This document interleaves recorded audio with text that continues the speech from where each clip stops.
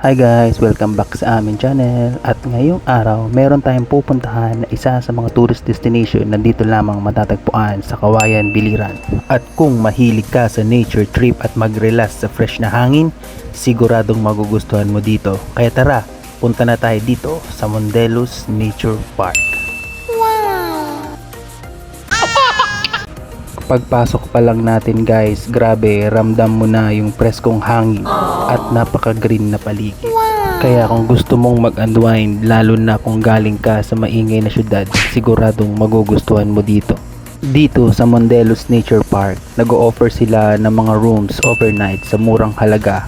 May corkage fee nga pala guys kung magdadala kayo ng food. Pero kung wala naman, meron din silang available na food sa kanilang restaurant.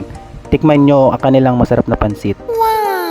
Isa pa sa kanilang highlights dito sa Mondelos Nature Park ay ang kanilang infinity pool na may napakagandang view. Ito talaga guys yung nasulit namin. Ang linaw ng tubig at sobrang nakaka-relax mag-swimming sa ganitong ambience. At kung nagustuhan nyo itong video na to, please like and subscribe sa aming channel. Bye bye!